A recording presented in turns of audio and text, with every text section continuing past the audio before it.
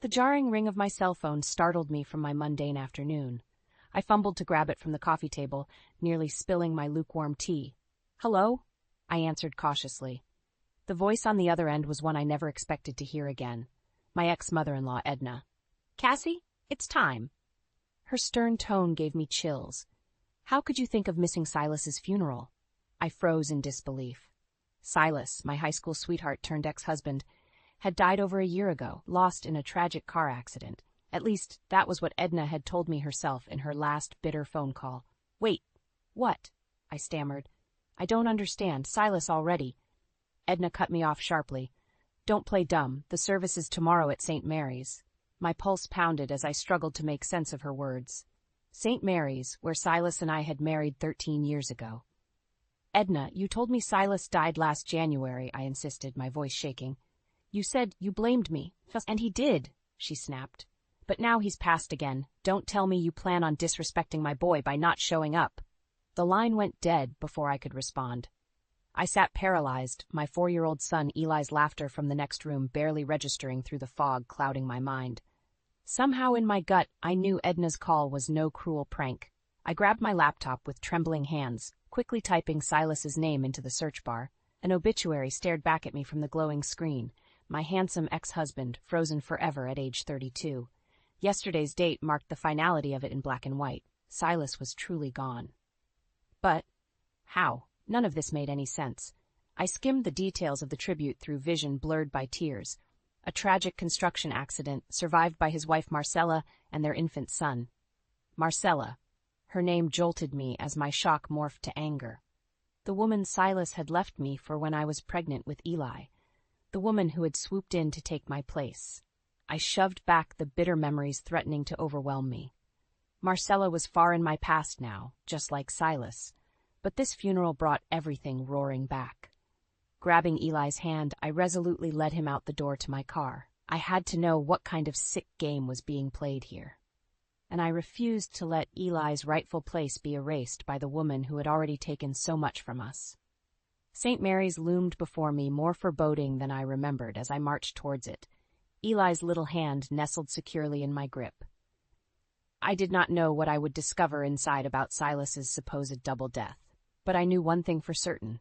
I would protect my son and the truth at all costs.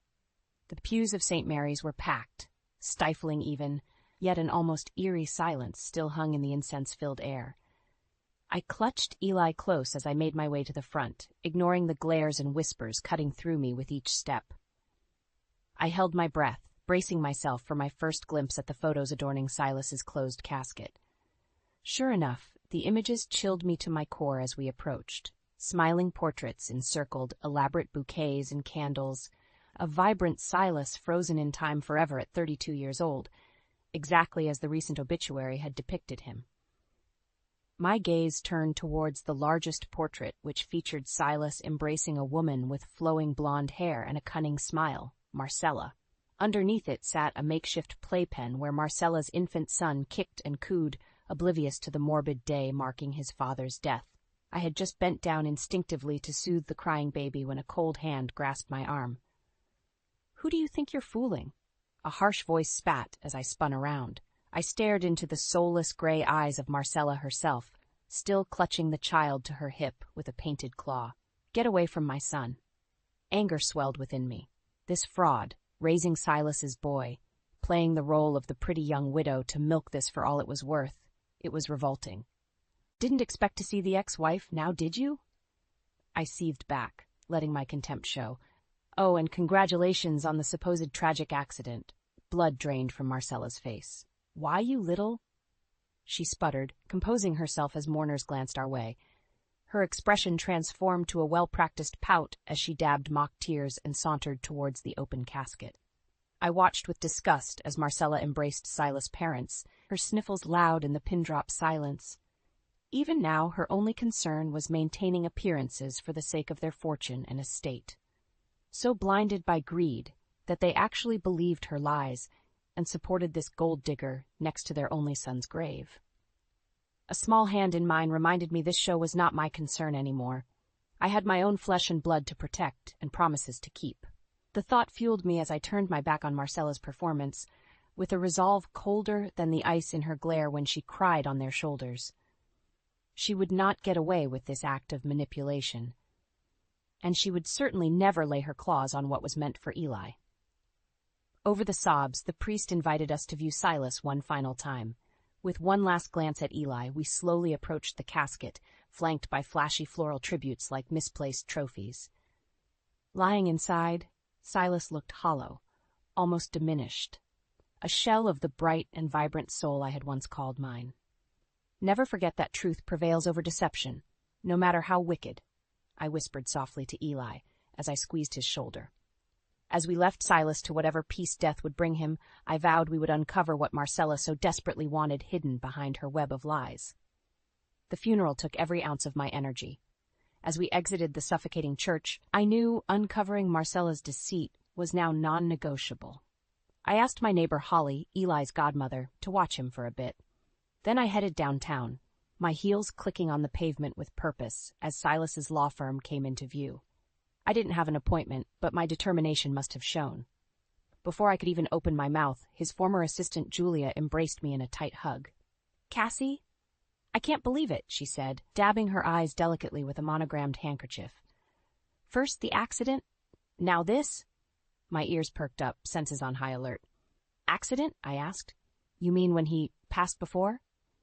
Julia nodded, confusion knitting her brows. "Yes, last year. The awful car wreck out on River Road. I assumed you knew. They brought his body in and—" She trailed off with a shudder.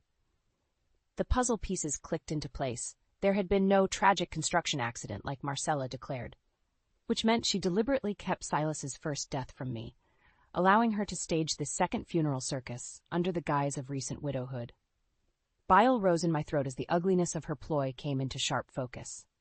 By hiding Silas's initial passing, she ensured the steady flow of child support she orchestrated from my account for Eli right into her scheming hands. I thought I was providing for my boy, but in reality, that witch likely used every cent to fund her plush new lifestyle. As fury and disgust overwhelmed me, I managed to choke out the other burning question. The baby, is he really Silas's? Julia shook her head before lowering her voice to barely a whisper. Rumor has it they were already separated when she got pregnant, but once Silas passed, she saw her opportunity. I reeled at this, the final crushing blow. In addition to using my son, this harpy had trapped my ex-in-laws with the ultimate manipulation, a motherless grandchild to dote on. Even in death, she ensured Silas's fortune would fund her through the boy's college years and beyond. Meanwhile, she attempted to erase my Eli completely, threatening his only connection to Silas's family and inheritance.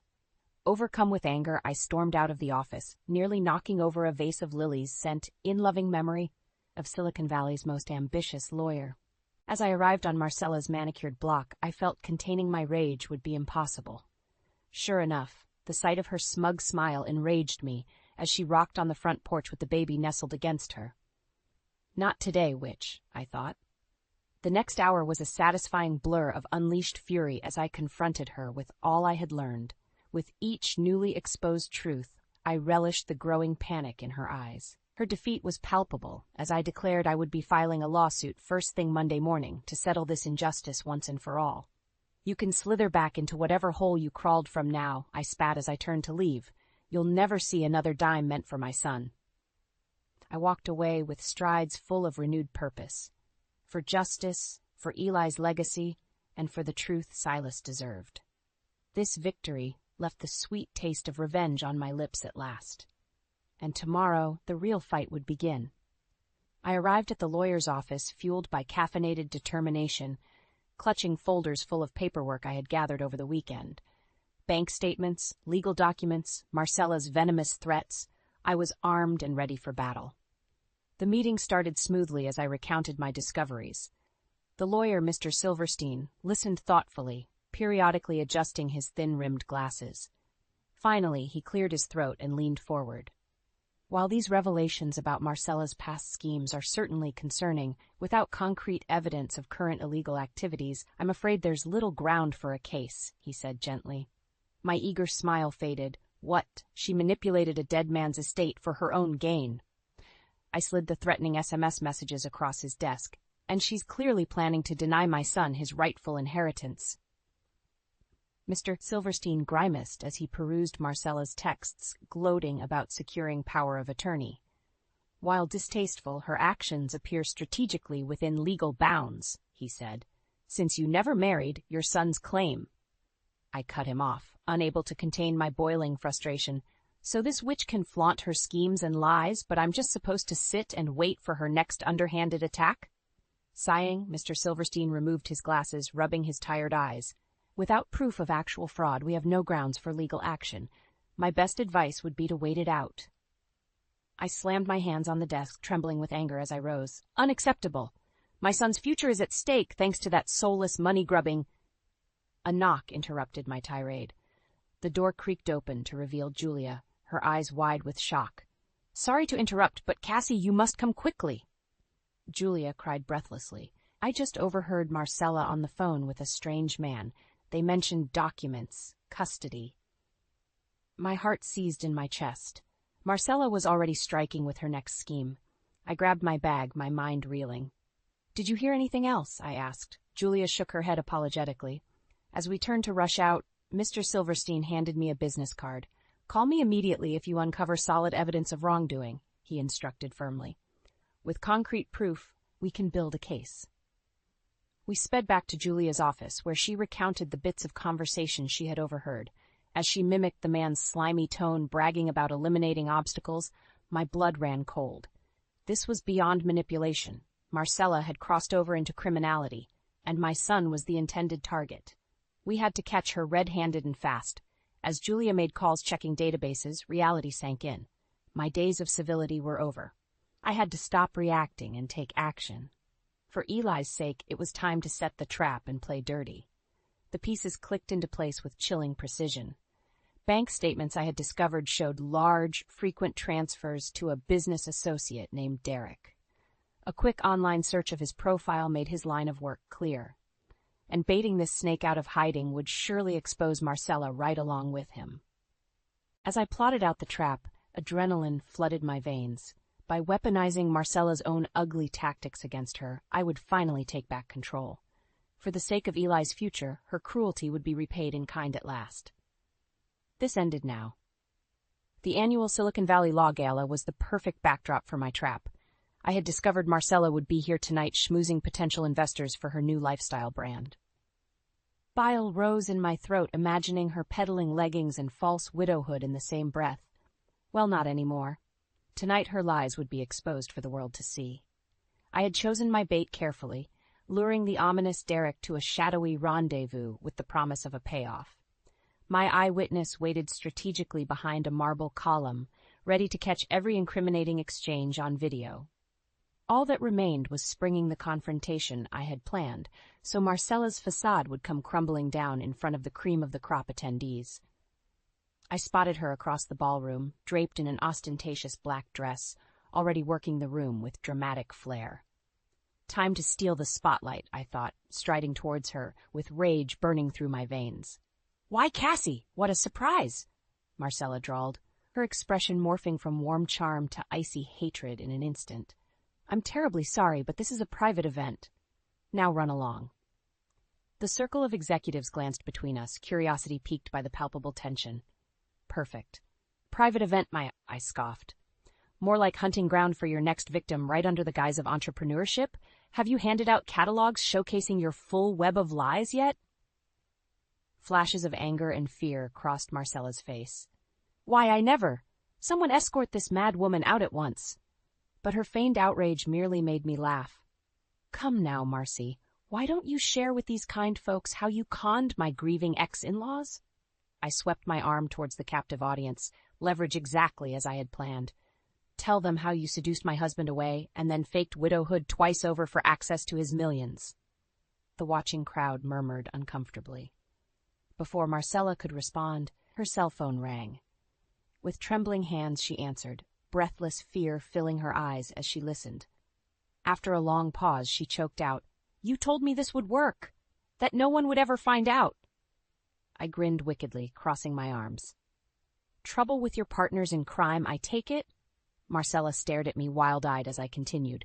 Did you really think we wouldn't uncover your shady plans with that brute Derek to steal my son's inheritance? Right on cue, Julia stepped forward, clutching her phone, still recording Derek's incriminating exchange. "We have it all right here," Julia declared. "Your threats, lies, and hired thugs caught discussing falsifying custody documents." Marcella collapsed to her knees as her world crumbled around her, the damning evidence now on full display for all to witness at last. I leaned down, my tone icy. "Your games end here. You knew exactly what you stood to gain from my family's loss, and you didn't care who you destroyed in the process. Well, now the spotlight is on you." Satisfaction washed over me seeing her cowering and exposed. As security approached, Marcella searched the crowd, desperately seeking an ally, but she found only looks of disgust reflecting back at her. The bitter taste of retribution was even sweeter than I imagined. Finally, I had justice for Eli, for Silas's legacy, and above all, for the truth. Marcella's web of deception lay in ruins all around her. Now it was her turn to lose everything, and I would ensure she answered for her crimes if it was the last thing I did. The weeks following Marcella's public shaming blended together in a flurry of legal motions and strategy sessions. With evidence of her shady dealings now on full display, the battle had shifted to the courtroom. I sat calmly smoothing my dress suit as Mr. Leah Silverstein paced, reviewing our plan of attack. With the video footage clearly implicating Derek, Marcella's remaining credibility is questionable at best, he affirmed. Our case highlighting her deceit around Silas's estate and inheritance rights is quite strong. I nodded, steeling myself as we entered the imposing courtroom. Marcella sat at the defendant's table, the hollows of her cheeks betraying her normally glamorous visage. Her bloodshot eyes narrowed to slits as I held her glare with steely determination. The fantasies of my victory had kept me energized throughout sleepless nights. Today, sweet justice would finally be served. The room fell silent as the judge entered. For 3 tense hours, Mr. Silverstein presented an impenetrable wall of evidence showcasing every manipulating half-truth and bold-faced lie Marcella had spun to profit off Silas's tragic death. Phone records proved her secrecy around his actual passing. Bank statements exposed money funneled from my personal accounts straight into her pockets, and most damning, Derek's own written testimonial implicated Marcella as the true mastermind behind the plot to erase my son's claim. I watched Marcella's haughty facade slowly crack and crumble as the weight of truth exposed her deceit. As Mr. Silverstein turned the floor over to her, she sat frozen for a long minute before stammering weakly in self-defense. But her sputtering lies stood no chance now. She had no choice but to confess haltingly to concealing Silas's initial death. A gasp rippled through the gallery at this admission. When pressed about her motivation by the judge, Marcella dissolved into hysterical sobs about debts and bad investments. My lip curled in disgust, hearing her still make excuses rather than take accountability. After she composed her sniveling, the judge turned to Mr. Silverstein. "In lieu of this compelling evidence, I am prepared to rule on the matter of Silas Gray's estate and inheritance rights. Please approach." This was it, the moment that had kept me fighting through countless ruthless attacks. Marcella paled as we stood next to her, awaiting the verdict that would decide my son's fate. On the matter of Silas Gray's estate, full rights shall be granted to his named next of kin, his son Elijah. My breath caught as joyful shock washed over me. Additionally, Miss Marcella Pierce will hereby repay all misallocated funds and forfeit any custody claim over the child. I blinked back grateful tears as justice rained down at long last, stripping the woman who had taken so much from my son for her own gain. The rest was a dizzying rush of celebratory hugs and phone calls to Eli, who giggled gleefully at the news. Meanwhile, Marcella sat frozen, the judge's gavel signaling her defeat. I watched as bailiffs approached to apprehend her on formal fraud charges tied to years of financial deception. As they led her shambling body past me, I stood tall, finally seeing her for the powerless coward she was, without her web of lies for protection. "You forget who you were dealing with," I said coldly. "Did you really think you could threaten my child, Silas's child, without consequence?" As she disappeared from view for good, I let the sweet taste of revenge wash over me at last. With her poisonous shadow now banished from our lives forever, Eli and I could finally embrace the bright future that was rightfully his. Justice indeed prevailed. In the weeks following the trial, I was able to breathe freely for the first time in years. Marcella was sentenced to 3 years behind bars, a satisfactory reckoning for the havoc she had wreaked on countless lives. The duty of tying up legal loose ends around Silas's estate fell to my trusted advisor, Julia. As we sat signing paperwork, joy overwhelmed me seeing Eli's inheritance fully secured at last by his rightful guardians, Silas's parents Edna and Richard. A soft knock interrupted us. Edna entered, her usual haughty aura replaced by something resembling humility. "Cassie, I can't thank you enough for what you did," she said haltingly. Richard nodded behind her, his eyes glistening. We were so blinded. We never imagined Marcella was manipulating us that entire time. I studied their faces intently. The past could never be erased, but perhaps this ordeal had opened their eyes to what mattered most now: family. I reached across the table and squeezed Edna's hand gently. "Let's focus on the future for Eli's sake." Richard and Edna both smiled through tears. For all our rocky history, we shared an unexpected bond now as guardians of Silas's legacy. Over lunch, we laughed reminiscing about a young, vibrant Silas, the man we all loved in different ways. Edna even shared baby pictures I had never seen before. A warmth filled me realizing that perhaps some good could come from even the darkest storms. Later at home, while tucking Eli into bed, I decided to share part of the story that had led us here. I told an age-appropriate version, not mentioning Marcella by name but focusing on themes of honesty, family, and karma. His big brown eyes widened with childlike awe as I spoke. "So that mean Lady lied? Is that why you had to go fight the bad guys in court?" I kissed Eli on the forehead, my heart swelling with pride. "Yes, my smart boy, but now the truth came out, just like it always does, and that mean lady can't ever bother us again." Eli giggled and squeezed his stuffed dog, the one Silas had given him years ago. "Well, I'm glad, 'cause now we get to stay with Grandma and Grandpa and inherit Daddy's big building downtown." I had to laugh at his innocent understanding of the legal complexity, but in his eyes shone the optimism and hope I had fought so hard to protect. Over the next year, life took on a beautiful rhythm I had scarcely allowed myself to imagine.